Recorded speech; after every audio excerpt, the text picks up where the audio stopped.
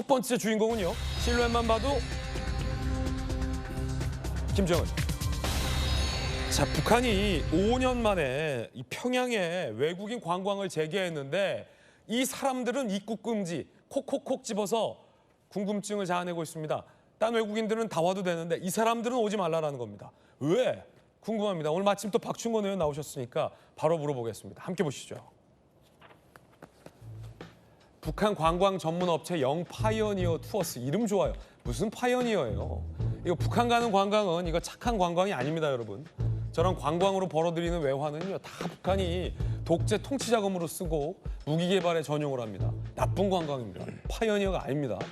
10월 24일, 11월 1일 평양 국제무역 박람회에 참여할 수 있고 묘양산, 김일성 광장 등의 관광 프로그램이 있습니다. 7박 8일 일정인데 우리 돈으로 640만 원 관광객을 모집하고 있는데요. 언론인, 여행 유튜버, 인플루언서는 금지라고 공지를 해놨습니다. 주최 측의 지침에 따랐다, 북한 측의 지침에 따랐다라는 표현도 들어가 있습니다. 제가 조금 전에 비판해서 언론이 오지 말라고 한 건지는 모르겠습니다만 언론인은 그렇다 쳐도 여행 유튜버랑 인플루언서는 왜 금지를 때렸는지 궁금합니다. 박충건 의원님, 일단 궁금한 게 많은데 저는 이제 뭐 북한 오랫동안 취재 왔으니까 북한에도 가보기도 했는데 묘양산이나 뭐 평양 김일성 광장 가면 뭐 볼 게 있습니까? 640만 원이나 받고? 640만 원은 좀 지나친 금액이다라고 저는 지나친 보고 금액이다. 있습니다. 일단은 바가지다. 예. 그리고 사실상 묘양산은 이제 자연 경치가 좋기 때문에 가볼 만하다라고 말씀드릴 수는 있을 것 같습니다. 묘양산이 좋습니까? 한라산이 좋습니까? 한라산이 더 좋죠. 그럼 굳이 640 내고 묘양산 굳이 갈 필요 내고 없네요. 갈 필요는 없다라고 말씀을 드리지만 어쨌든 북한이라는 그 네. 나라 자체가 상당히 폐쇄적인 나라이기 때문에 그 궁금증 때문에 그 가는군요. 궁금증 때문에 이제 관광객을 유치를 하게 되고 또 가시는 분들이 예. 있다라고 말씀드릴게요. 가면 정말 자유롭게 자유관광 가능합니까? 전혀 자유롭게 자유관광이 가능하지 않고요. 그럼요. 철저하게 통제된 상황에서 철저하게 짜여진 코스를 따라서 안내원들의 안내를 받으면서만 이제 관광을 할 수가 있게 되죠. 혹시 감시원도 따라 붙어요? 이제 뭐 안내원이라고 되어 있는 그런 분들이 대부분 이제 감시의 역할까지도 같이 한다라고 말씀드립니다. 보위부 요원들이 따라 붙는 보위부 거고요? 요원들도 이제 이동 동선 중에 이제 안내 역할을 맡는 사람들이 이제 따라다니는데 그분들이 대부분 보위부 소속 사람들이거나 네. 그런 관계자들이다라고 말씀드릴게요. 그럼 예를 들어 제가 이제 평양 관광에 가요. 그러면은 이쪽이 우리 위대하신 아바이 수령 김일성 수령님이 계신 김일성 광장입니다. 거기 가지 말고 저 대동강변에 맥주 한잔 하러 갑시다. 아저씨들이 막 이렇게 가요. 네, 그 가능합니까? 그게 가능하지 않죠. 지금 불가능하다. 네, 그게 가능하지 않습니다. 어. 그게 가능하더라도 어떤 그 북한 당국에서 허용하는 네. 범위 내에서만 가능할 것이다. 그것도 정말 만약에 그렇게 가고 싶다고 한다면 네. 그 어떤 따라붙어 다니는 사람들에게 뭐 뇌물을 준다든지 그런 걸 통해서 약간의 여유를 찾을 수는 있을지 몰라도 기본적으로는 안 된다? 안 된다라고 말씀드리겠습니다. 그럼 북한이 이번에 외국인 관광객 달러가 지금 한 푼이 더 급한 상황인데 네. 왜 여행 유튜버, 인플루언서는 이 입국 금지입니까? 지금 이제 북한 당국 김정은 정권의 입장에서는 돈은 벌고 싶은데 네. 내부 사정이 속속들이 밖으로 빠져나가는 것은 원하지 않는다라는 얘기가 될 것 같습니다. 네. 최근 뭐 인플루언서들이라든가 언론인이나 뭐 SNS를 하시는 분들은 북한에 관광을 하시면서 보시면 알겠지만 북한의 상당히 그 특이한 시스템을 이렇게 캐치를 해서 그런 것들을 어떻게 보면 약간 부정적인 이미지들을 많이 확산을 시키고 있는데 그것이 북한 정권 입장에서는 관광객을 추가로 유치하는 데도 도움이 안 되고 네. 체제의 어떤 안 좋은 그런 모습들이 밖으로 빠져나가는 것도 빠져나가는 상황이 되다 보니까 이런 것들을 통제하고 싶은 것이 아닌가 그런 생각이 듭니다. 예, 그리고 또한, 먹방 유튜버들은 예. 북한에 좀 도움이 될 텐데 저렇게 뭐 여행 유튜버들이나 인플루언서가 통제가 잘 안 되고 삐쭉삐쭉 원치 않은 그림들 나가니까 아예 다 막아버렸다. 예, 예. 그리고 또 그것이 밖으로 빠져나가지만 이것이 또 다른 사람들에 의해서 다시 편집이 돼가지고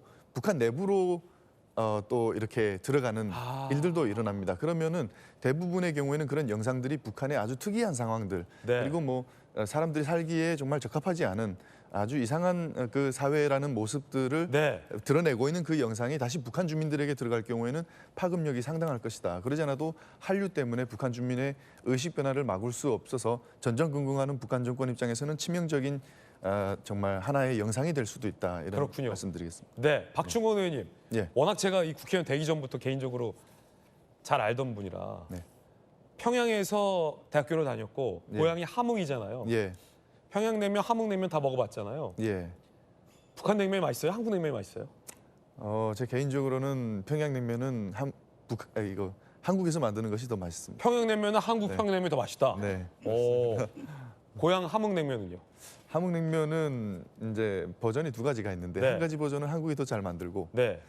나머지 한 가지 버전은 사실 한국에 없습니다. 아, 그렇구나. 예, 그래서 뭐 어떤 게 더 좋다 이렇게 말씀드리긴 좀 어려울 것 같아요. 그렇군요. 네. 평양냉면은 한국에서 만드는 평양냉면이 더 맛있다. 네. 저도 그거 동의합니다. 한 표입니다. 아, 우리 입맛에 맞게 또 그럼요. 참 계량이 잘 됐기 또 이것은 뭐 제가 한국에 와서 입맛이 바뀌어서 그럴 수도 있는 거니까요. 네, 네. 그렇군요. 네, 북한 주민 입장에서는 어떨지 모르겠지만 제가 한국에서의 입장으로 본다면은 한국에서 만드는 것이 더 맛있다. 더 맛있다. 네, 그럼 굳이 뭐 평양 갈 필요 없다. 그렇습니다. 지난 2월에 독일 인플루언서가 이 북한이 한번 관광의 문을 열었다가 독일 인플루언서 문제 때문에 몸살 앓은 적이 있다고 합니다. 함께 보시죠. 이 경우인데 나성경제특구도 지난 2월에 먼저 이 서방 단체 관광객 방문의 문을 열었어요. 그런데 한 달도 안 돼서 북한이 문 닫았는데 일부 인플루언서가 SNS에 적나라한 관광 후기를 게시한 겁니다. 독일 인플루언서 나선은 평양보다 가난하고 폐쇄적이다. 아직도 많은 사람들이 우마차를 이용 중이다. 라는 얘기를 썼다가 난리가 난 겁니다. 자, 국방부에서 계셨던 정혁진 변호사님. 네네. 이런 것들 때문에 북한이 유튜버들은 관광 오지 마라 이런 거군요. 그러니까 결국은 투명하지 않다는 이야기죠. 투명하지 않다는 거죠. 그다음에 이제 뭔가가 밖으로 나아갔을 때 그때 문제가 될 것이다라고 생각이 되기 때문에 그다음에 지금은 사실은 유튜버들이 어떻게 보면 옛날에 방송국보다도 더 큰 영향력을 행사할 수 있는 그런 유튜버들도 있지 않겠습니까? 유튜버 중에는요, 뭐 그 조회수가 억 단위로 나온 것들도 있을 텐데 하지만은 뭐 전 세계에 있는 사람들이 북한의 실상이 정확히는 몰라도 대체로 어느 정도일 것이다는 알고 있겠지만 그것을 만약에 생생한 모습으로 본다라고 하면 지금 북한의 정권은 옆에 이제 박충원 의원 계시지만 제대로 된 정권이라고 하면 이게 얼마나 유지가 될 수 있겠습니까? 그런데 그런 것들을 다 숨기고 그다음에 외부의 힘을 빌어가지고 간신히 유지가 되는 것이 그게 북한 정권인데 그런 북한 정권이 스스로 살아남기 위해서라도 저 같아도 지금 거기에 대해서는 제한을 가할 수밖에 없었을 거 아닌가 그런 생각이 듭니다. 예, 지난 4월에 영국 유튜버가 이런 걸 물어보기도 했었습니다. 굉장히 민감한 질문을 물어봤었죠. I am not a tourist. I am actually a runner. I'm part of the Amateur Athletics Association to run the marathon here. Do you know anyone who has met Kim Jong Un? You know people? Me, of You course. met him? Yeah, yeah. Not personally met, but we had a, You I saw had, him? I had a photograph. When he appeared, I felt like I was attracted to him. It was incredible. He has a daughter, I think so. and she will be the next leader, maybe? I'm not sure. Oh, okay. 박충원 의원님, 저거 지금 관광객이 물어본 건데 굉장히 민감한 질문이잖아요. 김정은은 딸이 있냐, 다음에 차기 리더가 되냐라고 했을 때 가이드가 굉장히 지금 당황해요. 예. 북한 주민들 입장에서는 어떻게 보면 북한의 최고 지도자 거의 신극화되어 있는 김씨 일가의 어떤 사생활이라든가 그리고 뭐 후계라든가 이런 것에 대한 질문은 상당히 정말 잘못 대답하면은 정치범 수용소까지도 끌려갈 수 있는 네네. 아주 민감한 어떤 생명의 목숨의 위험을 당할 수도 있는 민감한 질문이다라는 말씀을 드릴게요. 그리고 후계라는 것은 결국에는 김정은이라는 최고 지도자가 사망에 이를 수 있다라는 것을 전제로 하는 것이기 때문에 굉장히 불경스러운 질문이다. 불경스러운 질문일 수밖에 없고 당황할 수밖에 없다라는 말씀을 드리겠습니다. 예. 그래서 이런 것들이 질문하는 것들, 그러니까 외국인들이 질문하게 되면은 그것이 그 질문에서 끝나는 것이 아니라 그 질문을 들은 북한 주민들은 또 그 들은 얘기를 다른 사람들에게 옮길 수도 있는, 그래서 소문이 돌 수도 있는 아주 큰 북한 정권 입장에서는 체제에 위협이 될 수 있는 그런 얘기들이 되겠다 이렇게 네. 말씀드리겠습니다. 듣고 보니 북한이 왜 유튜버를 입국 금지시켰는지 알 것 같습니다. 자, 그런가 하면 이스라엘과 이란의 이 전쟁으로 많은 분들이 북한의 핵시설에 대해서 관심과 우려가 높아졌습니다. 북한 이 평산에는요 핵심 핵시설이 있습니다. 우라늄을 농축하는 시설인데 이곳에서 북한의 핵 오염수가 방류됐다는 의혹이 일자 우리나라 원자력안전위원회가 강화도와 한강 하구 시로 채취에 나섰습니다. 많은 분들 걱정하는 대목인데 북한 전문 매체가 평산에 있는 우라늄 공장에서 방사능 폐수가 예성강으로 유입됐다. 그런데 저 예성강은 쭉 한강을 따라서 서해로 연결된다라는 의혹이 제기된 겁니다. 원자력안전위원회가 강화도 한강하구 바닷물을 채취했고 방사능 물질 검출 여부 등 분석을 진행 중입니다. 통일부는 약 2주간의 분석 과정을 거쳐서 결과를 공개하겠다고 밝혔습니다. 황해북도 평산에 어떤 게 있길래요? 자, 우라늄 정년 공장이 있습니다. 우라늄 정년 공장은 이 우라늄을 농축해서 핵무기를 만들기 위해서는 우라늄을 농축해서 이 핵 원료를 만들어야 되는데 그걸 옐로우 케이크라고 합니다. 우라늄을 고농축한 원료입니다. 그걸 만드는 곳이 우라늄 정년 공장, 평산 공장으로 알려져 있습니다. 그러기 위해선 필수 불가결적으로 이른바 이 방사성 폐수가 방출이 되는데요. 지금까지는 이 북한 전문 매체 보도에 따르면 우라늄 평산 공장 앞에 이 거대한 이 뭐랄까 저수지에 이 방사성 폐수를 침전시켰는데 이게 용량이 다하다 보니까 그냥 예성강 하구로 흘려보내 북한이 방류하기 시작했다라는 겁니다. 자, 우리 정부 대응에 나섰다라는 얘기도 나왔는데 북한에 뭐 항의한 건 아니고요. 시로 채취 정도에만 나선 겁니다. 강화도 주민들은 우려하고 있습니다. 강화도 조개 우선은 조심해야 할 듯 내일 보령 개펄체험 가는데 북핵 세수 걱정된다라는 얘기도 나오고 있습니다. 7, 8월이면 해수욕객이 오는데 이런 의혹이 악영향을 미칠까 걱정된다라는 여론도 있습니다. 박채고, 일단은 걱정스러워요. 네, 그렇습니다. 일단 뭐 정부가 전날에 이제 통일부 주재로 관계부처 회의를 진행을 하고 그리고 이제 원안위와 해수부, 환경부 합동으로 지금 합동 실태 조사를 뭐 하고 있고 채취를 했다. 그래서 좀 분석하는 결과를 좀 봐야 될 것 같다라는 생각은 들지만 말씀해 주신 대로 이게 쭉 이어져 있는 흐름이다 보니까 결국 우리나라에까지도 좀 피해를 입힐 수밖에 없는 것 아닌가 이런 우려가 있는 거고 물론 아직 이제 시료 채취의 단계고 그 뒤에 분석 결과를 봐야 정확한 이야기를 드릴 수 있을 것 같습니다. 지금 뭐 자막에도 나오지만 2주 정도 뒤에 결과가 공개된다고 하니 만약에 어떤 심각하게 피해를 입힐 만한 상황이라고 한다면 관련한 대책까지도 마련해서 발표를 할 것이고 그게 아니라고 한다면 저는 뭐 조사 결과를 투명하게 공개를 하고 국민들에게 좀 정확하게 안심시킬 수 있는 메시지를 드리는 것도 중요하겠다 이런 생각이 듭니다. 일단은 의혹 단계인데 이게 좀 답답한 게 정혁진 변호사님 그 후쿠시마와 오염수 방류 때는 네네. 그 일본이 국제사회 감시를 통해서 이 정제된 정제수를 바다에 방류하는 것 같고도 국내에서 엄청난 정치적 공세와 논란도 있었잖아요. 네. 결국은 뭐 수개월이 지났지만 우리 바다나 우리 해산물에 미치는 영향은 과학적으로 없는 것이 지금 입증이 되는 단계인데 이 북한 같은 경우는 국제사회가 감시를 할 수가 있습니까? 통제를 할 수 있습니까? 북한이 제대로 된 절차를 따를 수 있습니까? 일본보다 우리랑 더 마주 닿아 있는데 일단은 정치권에서는 잠잠해요. 어떻게 보십니까? 글쎄요, 후쿠시마 오염 처리수 같은 경우에는 오염 처리가 제대로 됐는지 안 됐는지를 떠나가지고 우리나라한테는 가장 중요한 방어막이 있었습니다. 그게 뭐냐면 일본 열도잖아요. 그러니까 조류를 따라서 쭉 가면 태평양 몇 번 돌고 그다음에 남해 바다 그 틈을 다 통해 가지고 간신히 올까 말까. 아니 그 오염 처리수보다도 그 이전에 동일본 대지진할 때 아무런 처리도 되지 않았던 그러한 핵폐수가 얼마나 많이 방출이 됐었습니까? 그래서 그 당시에 뭐 캘리포니아에 뭐가 어떻게 됐다 그런 이야기까지 있었는데 우리나라는 그게 아무것도 없었단 말이죠. 왜냐하면 일본 열도가 그야말로 그 방파제처럼 되어 있어가지고 하지만은 만약에 북한에서 저런 것들을 내보낸 것이 사실이다라고 하면 그 사이에는 일본 열도가 있습니까? 중국이 있습니까? 아무것도 없단 말이에요. 그러니까 쭉 흘러 내려와가지고 자연스럽게 우리 서해 쪽으로 내려올 수밖에 없는 거고,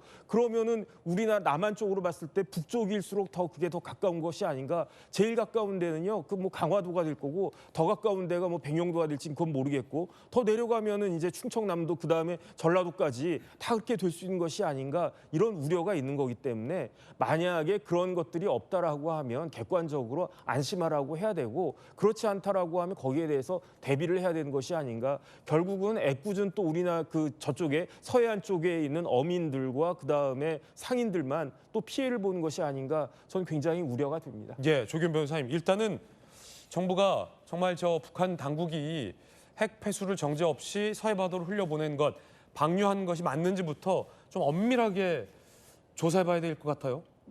그러니까 안타까운 거죠. 이게 이 북한과의 한 라인이 계속 유지되고 있었다고 하면 이제 이런 걸 계기를 통해서 이 군사 안보 분야가 아닌 실제 민간 관련된 내용에 대해서 이제 확인을 통해서 여부를 확인하고 그 효과까지 이제 분석하고 이런 과정이 있을 수 있을 텐데, 지금 북과 전혀 협의가 될 수 없는 구조이기 때문에 결국 그러한 정보가 있다는 걸 확인한 후에 실제 우리 한강 수역, 인천 강화 이쪽에서 수질 검사를 통해서 이제 확인할 수밖에 없는 상황인 거죠.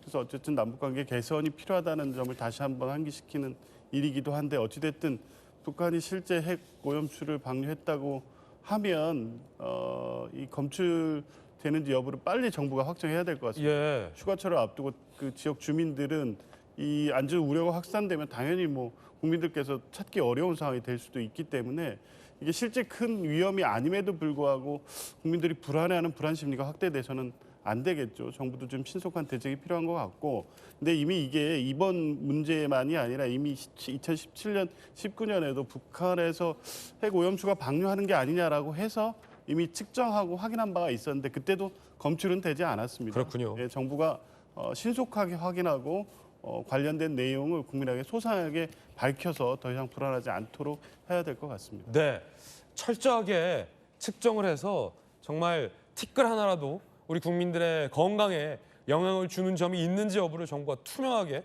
공개하는 것이 선행돼야 할 것 같습니다. 자, 뜨거운 사람들 함께하고 있습니다. 두 번째 주인공 만나보시죠.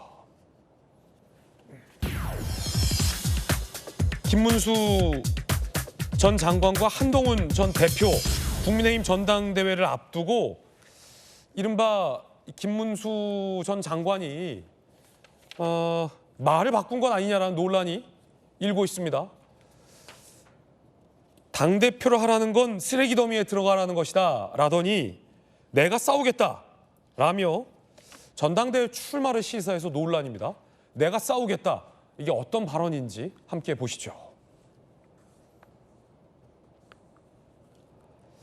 자, 김문수 전 장관, 이 대통령에 맞서 내가 싸우겠다라고 밝혔어요. 그런데 불과 지난달 5일 이렇게 얘기했습니다. 아까도 자꾸 당대표라고 이야기한 사람인데, 우리도 똑같은 쓰레기 더미에 들어가는 겁니다. 그런 소리 지금 하면. 지금 자리 다툼을 할 때가 아닙니다. 자리 이야기하면 안 됩니다. 지금 당대표 김문수 해라, 이거는 김문수 너 아주 쓰레기통에 살아라, 이거 하고 똑같은 소리. 그런 소리 절대 하시면 안 돼요. 저는 그런 사람이 아니에요. 이렇게 강하게 부인했었는데 내가 싸우겠다 그러면서 공천제도까지 언급을 했습니다. 낙하산 내리꽂는 게 아니라 투명한 상향식 공천제도가 필요하다라며 공천 혁신 방안 1. 포럼 등 출석 횟수 2. 지각 3. 봉사활동 4. 헌혈 이런 걸 기록해서 점수화해서 공천을 주겠다라는, 글쎄요, 조금 생소하다고 해야 할까요? 아니면 엉뚱하다고 해야 할까요? 이런 공천 방안까지 들고 나왔습니다. 자, 그러자 당 일각에서는 지난번 대선에서 한덕수 당시 총리와 단일화를 하겠다라고 발언하다가 단일화를 안 하고 말을 바꿨던 것처럼 이번에도 말을 뒤집고 전당대회에 나오는 것 아니냐라는 얘기도 나오고 있습니다. 박충원 의원님 어떻게 보십니까? 지금 김문수 전 장관님 같은 경우에는 사실 이번 당대표에 출마하심으로 인해서 얻을 수 있는 것은 없습니다. 네. 김문수 장관님 본인에게 돌아갈 수 있는 이득은 없는 상황에서 당대표에 출마하겠다는 의사를 밝히신 거죠. 당시에 이제 그 쓰레기더미라고 표현을 하셨던 것은 제가 생각하기에는 당이 대선에서 패배하고 나서 김용태 전 비대위원장님이 이제 당의 개혁안을 제시를 했죠. 그러면서 그 개혁안에 대한 어떤 개혁안에 대해서 동의하지 않는 분들이 반발하면서 사퇴 압박도 있었고, 그러다 보니까 국민들에게 비춰지기에는 자리 다툼처럼 보였던 거죠. 그런 상황에서 김문수 전 장관님이 내가 또 당대표에 출마를 하겠다라고 하는 것은 그 자리 다툼 상황에 자신도 끼는 것처럼 보일 수 있기 때문에 쓰레기 더미에 들어가라는 말과 같다라고 이제 말씀하신 거고요. 지금 제가 생각하시기에 출마 의사를 밝히신 것은 우리 당이 상당히 위기 상황에 놓여 있고, 이 위기 상황에서 빠져나오는 것에 있어서 역할을 할 수 있는 지도자가 부재하다라는 그런 의미에서 본인이 이제 어떻게 보면 십자가를 지겠다라는 의지를 표명하신 것이 아닌가 이렇게 해석하고 있습니다. 그렇군요. 박세웅 최고 어떻게 봅니까? 이게 불과 지난달이에요. 그러니까 한 달 사이에 당 상황이 더 달라진 건 아닌데 말이 바뀌었는데 어떻게 보세요? 그러니까 뭐 일단은 이제 김문수 전 후보 같은 경우에는 사실은 나올 거다라는 예상이 지배적이었습니다. 뭐 훌라후프 영상 이런 거요? 뭐 이제 턱걸이부터 시작해서 이제 저는 턱걸이 영상을 봤을 때부터 나오시겠구나라는 생각은 하긴 했는데 뭐 본인은 절대 안 나올 거다, 뭐 그런 사람 아니다라고 이야기를 하셨지만 그 뒤에 굳이 공개적으로 현충원 참배를 한다던가 아니면 굳이 어떤 공개 행보를 계속 이어간다라는 거, 그리고 최근에 밝힌 메시지의 기류를 보면 나가겠다라는 생각이 확고히 있는 것 같습니다. 그래서 저는 김문수 후보의 출마는 변수가 아니라 상수다 이렇게 보이고, 하지만 이제 중요한 건 국민들의 따가운 시선이겠죠. 이제 대선 패배 이후에 김문수 후보는 뭘 반성했고 당에 어떤 혁신을 주문했으며 본인은 어떤 책임을 질 수 있느냐, 이 부분에 대해서 하나도 대답한 게 없기 때문에 결과적으로 과거에 뭐 여러 가지 뭐 대선 후보로서 갖췄던 조직력이라든지 결집력 이런 건 있을 수 있겠지만 그걸로 인해서 설령 당선이 된다라고 할지라도 지금 국민의힘에 중요한 게 당대표가 누구냐보다도 당이 어디로 갈 거냐, 이게 더 중요한 상황이지 않습니까? 거기에 대해서 본인이 명확하게 생각을 밝히는 게 더 중요한 상황이 아닌가 싶습니다. 만약에 또 출마한다면 또 말을 바꿨다라는 논란이 김문수 후보에게 자연스럽게 제기될 수밖에 없을 것 같은데, 정익진 변호사님. 네네. 제가 봤을 때 지금 국민의힘 당대표는요, 성배예요. 어떤 성배냐, 독이 든 성배인데 어떤 독이 들어있냐, 아주 진하고 강한 독이 들어있는 거 아니겠습니까? 그것을 감당할 수 있는 사람이 누가 있을까, 그런 생각이 드는 게 왜 그런가. 지금 옆에 박 의원님도 계시지만 국민의힘 상황은요, 저 같은 옆에 있는 사람이 보기에도 분열되어 있는데 극단적으로 분열되어 있단 말이죠. 그러니까 이런 것들을 수습할 만한 그런 리더십이 있어야 되고, 그다음 더 중요한 거는 이제 내년에 지방선거가 1년도 안 남았는데 지금 같은 상황에서 내년 지방선거가 제대로 국민의힘을 통해 가지고 치러질 수 있을 것인가, 많은 그 보수 지지자들이 걱정하고 있는 거 아니겠습니까? 그런데 김문수 전 후보 같은 경우에는 아무리 좋게 생각해도 국민의힘의 미래가 될 수는 없는 거 아니겠습니까? 예. 그런데 그런 분이 나오셔가지고 이 상황을 잘 수습을 해보겠다 이렇게 이야기하는 것이, 물론 만약에 잘 하신다라고 하면 상관이 없겠지만 이게 다 실패한다라고 하면 어떻게 될 것인가? 사람이 하고 싶은 일도 있지만 할 수 있는 일과 할 수 없는 일을 스스로 잘 판단해야 되는 것이 아닌가, 전 개인적으로 그런 생각이 들고요. 만약에 이번에 김문수 후보가 나와가지고 당이 제대로 이렇게 수습이 되지 않는다라고 하면 지금 제가 봤을 때 두 가지 아주 커다란 그러한 부담을 지울 수밖에 없는 게, 그게 뭐냐면은 지금 뭐 앵커도 이야기하고 그 박철구도 이야기했지만은 첫 번째 시건했다는 거 아니겠습니까? 시건을 한 번 한 게 아니에요. 지난번 대선 과정에서 그 단일화하겠다라고 했는데 그거를 시건을 했는데, 그때는 국민의힘 당 지도부의 이런저런 그 에피소드로 인해 가지고 그래가지고 그냥 그 어떻게 그 수습이 됐는데, 이번에도 만약에 또 나온다라고 하면 시건을 두 번째 하는 것이 되고, 더 중요한 건 뭐냐면요, 어떤 의심을 받게 되느냐. 김문수 후보가 대통령 선거, 지난번 대통령 선거에 나왔던 것은 대권을 바라는 것이라기보단 오히려 당권을 바라는 것이 아니었느냐, 이런 의심까지도 받을 수 있는 거 아니겠습니까? 이런 부분들 종합적으로 생각해가지고 잘 판단을 하셔야 될 것이다. 저는 그런 생각이 듭니다. 네. 조규현 변호사님 어떻게 보십니까? 뭐 김문수 후보가 나올 거로는 봤는데 그 나오는 과정에서의 빌드업들이 과연 이 국민의힘에 어떤 새로운 기대를 주는 방식이냐, 저는 전혀 그렇지 않은 것 같습니다. 그러니까 김문수 후보는 본인이 당대표 출마해야 된다는 이 전제에서부터 잘못된 판단을 하는 것 같아요.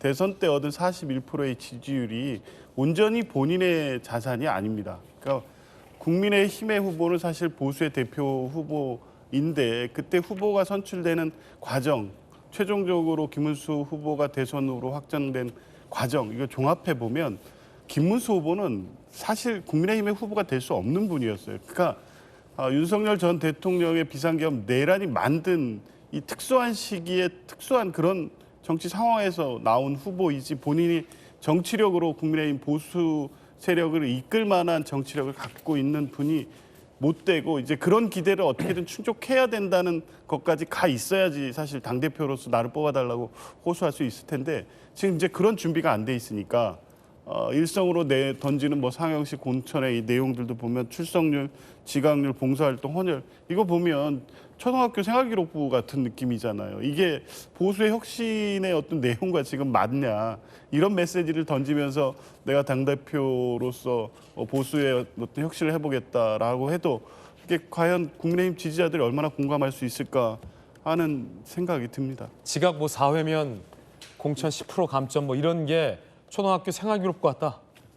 그렇죠. 이게 이 내용 물론 공천 상향식 공천의 내용으로 사실은 뭐 의정활동의 성실성 이런 내용이 사실 포함되는 정량적 지표이긴 한데 이렇게 툭 집어서 얘기하니까 원래 김문수 후보가 갖고 있던 이미지 그러니까 올드한 이미지를 단적으로 보여주는 거죠. 지금 국민의힘에 필요한 거는 탄핵, 내란, 윤석열 이것과 다른 그리고 기존의 어떤 친윤이 지배하는 정당 구조와 다른 어떤 새로움인데 낡아도 너무 낡은 느낌을 주고 있으니 어디서요? 봉사활동에서 아니면 헌혈에서요? 헌혈이요. 헌혈이요? 그러니까 이 구성 자체가 상향식 공천을 이런 식으로 표현할 수 있는 이 정치적 수사를 쓰시는 분이라고 하면 어떤 새로운 기대를 과연 국민의힘 지지자나 당원들이 가질 수 있을까 하는 생각이 듭니다. 그런가 하면 한동훈 전 대표도 이 출마를 시사했는데 그때 그 사람들이다라는 비판이 공이 일고 있습니다. 들어보시죠. 중도지향적이고 더 중산층 지향적이고 조금 더 서민을 생각하는 당으로 그리고 조금 더 공정하고 내로남불 안 하고 책임감 있는 정당, 진짜 보수 정당, 진짜 중도 보수 정당으로 바꾸기 위해서 여러분이 힘을 써주십시오. 주변에다 내가 국민의힘 당원이라고 말하기가 쪽팔린 정당이다라는 거예요. 죄송합니다. 그리고 공감합니다. 제 책임이 큽니다. 제가 더 잘할 겁니다. 기회를 주십시오. 국민의힘 그리고 우리 대한민국에 기회를 준다는 생각으로 여러분이 나서 주십시오. 핫피플 함께하고 있습니다. 세 번째 주인공 만나보시죠. 바로 테슬라의 일론 머스크입니다. 머스크가 신당 창당을 선언했습니다. 트럼프 대통령이 추진하는 이른바 감세 법안에 반대하면서 갈등을 빚어왔는데 제3정당을 만들겠다라고 신당 창당을 공식 선언한 겁니다. 당 이름이 아메리카당입니다. 미국도 정치가 참 이래요. 머스크, 오늘 아메리카당이 여러분들에게 자유를 돌려주기 위해 창당된다. 제3정당을 표방합니다. 내년 이 중간선거에서 캐스팅 보터 역할을 하겠다는 거예요. 우리는 민주주의가 아닌 일당제 속에 살고 있다라며 기존의 양당 구도를 비판했습니다. 자, 그러자 트럼프 대통령이 반응이 궁금한데요. 터무니없다. 제3당 시장은 혼란을 가중시킬 뿐이다. 미 재무장관 스콧 베선트, 정치 손 떼고 회사 경영 충실해라. 테슬라 이사회는 정치활동 싫어할 거다라고 비판했습니다. 정익주 변호사님, 갑자기 신당 창당을 선언했는데 좀 뜬금없긴 한데 일론 머스크가 뭐 테슬라나 지금까지 뭐 우주기업 스페이스X 경영은 굉장히 독창적으로 잘했는데 직접 뭐 정치를 하겠다라는 것도 조금 뜬금없고 트럼프 대통령과 싸우다가 최근에 화해한 걸로 알려져 있는데 또 갑자기 감세 법안에 반발을 하면서 저당을 견제하기 위해서 제3정당을 만들겠다라고 하는 것도 약간 뭐 개혁신당인가 이런 생각도 좀 들고 그 뭐 개혁신당하고는 차원이 다르겠죠. 왜냐하면 일론 머스크는 세계에서 돈이 제일 많은 사람 아니겠습니까? 그 다음에 돈은 일단 많다. 그러니까 뭐 그 다음에 그 일론 머스크가 지난 대선에서 트럼프한테 그 준 돈이 한 4천억 가까이 되거든요. 네. 그러니까 뭐 돈이야 뭐 차고도 넘치는 그런 사람인데 그런데 애당초 일론 머스크가 트럼프하고 사이가 그렇게 좋지 않았었어요. 원래는 그 일론 머스크는 민주당을 지지한 성향이 훨씬 더 강했는데 그러다가 이제 조 바이든 행정부 때 이런저런 그 실망을 해가지고 그때 이제 트럼프하고 가까워지면서 그다음 트럼프를 지지하는 모임이 락브리지 네트워크라고 있는데 그런 쪽에도 이제 일론 머스크가 굉장히 관심 많이 가졌고 그다음에 임기는 이제 끝났지만은 트럼프 그 뭐 특임 장관 같은 다진가 뭐 거기에 뭐 장관 같은 역할도 하지 않았습니까? 네. 그러니까 제가 봤을 때 일론 머스크는 사실은 돈은 굉장히 많이 벌었는데 정치에도 관심이 많은 사람이 아닌가 그런 생각이 들고 그다음에 트럼프에 대한 이런저런 불만 그다음에 생각이 다른데 이렇다라고 하면은 내가 직접 한번 해볼까 이런 생각도 있는 것 같다는 생각이 드는데 중요한 거는 일론 머스크는 남아공 출신이기 때문에 아마 미국의 대통령으로 직접적으로 선출되기는 어렵지 않을까 그런 생각이 들고요. 사업하는 사람이니까 자기한테 유리한 쪽으로 어떤 정치 구조가 재편되는 것을 바라는 것도 아닐까 그런 생각도 듭니다. 굳이 비교하자면 안철수 의원이 예전에 굉장히 이 IT 산업에 붐을 일으켜서 재산을 많이 읽었다가 제3정당을 창당한 바도 있죠. 한때는 제3정당으로 호남에서 의석을 많이 얻었다가 그 다음에는 또 실패한 바도 있었고 과연 일론 머스크는 두 사람의 관계, 트럼프 대통령과 머스크의 관계가 롤러코스터 같습니다. 들어보시죠. The Department of Government Efficiency, Elon's delivered a colossal change in the old ways of doing business in Washington. We have here a very special that I give to very special people. I give it to Elon as a presentation from our country. Thank you. Thank you, Elon. Thank you. Take care of yourself. So I look forward to continuing to be a friend and advisor to the president, continuing to support the Doge team. The president's very upset about things, but you know, he could lose a lot more than that. I can tell you right now. Are you working on that? Are you going to afford to I don't know. I think we'll have to take a look. 트럼프의 목표는 아메리카당, 제3당을 창당해서 내년 중간 선거 때 캐시디 보터 역할의 의석을 확보하겠다는 겁니다. 현재 미국 의회 의석수도 한번 보시죠. 우리 도직구쇼 시청자 여러분들은 이 굉장한 어떤 국제 정치에도 관심이 많기 때문에 요 미국 의회 의석수도 아셔야 돼요. 이미 아실 거예요. 상원은 공화당 53석, 민주당 47석. 하원은 공화당이 220석, 민주당이 212석. 일론 머스크는 상원에서 2석, 하원 8에서 10석을 확보하겠다. 논쟁적인 법안 때, 예를 들어 이번 뭐 트럼프의 감세 법안 때 결정적인 표로 저거 무산시키겠다라는 거거든요. 이게 이 전형적인 뭐랄까 박준권 의원님, 예. 뭐 약간 고춧가루 정치, 재뿌리기 정치 뭐 이런 거거든요. 내가 그러니까 네가 하는 건 내가 맡겠다 뭐 이런 건데 어떻게 보세요? 그런 역할을 할 수는 있을 거라 생각합니다. 그래요? 지금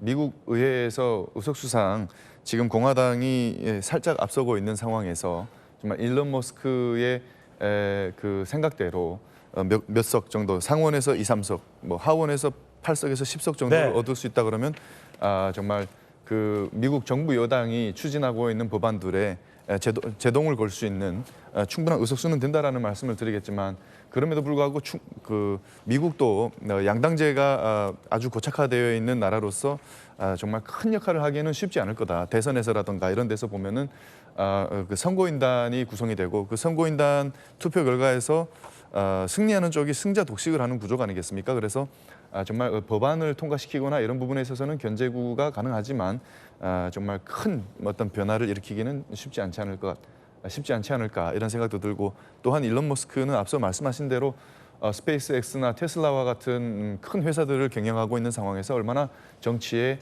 정말 깊이 관여할 수 있을까 이런 의문점도 남는다 말씀드리겠습니다. 그렇군요. 핫피플 3인방 소식 전해드렸습니다.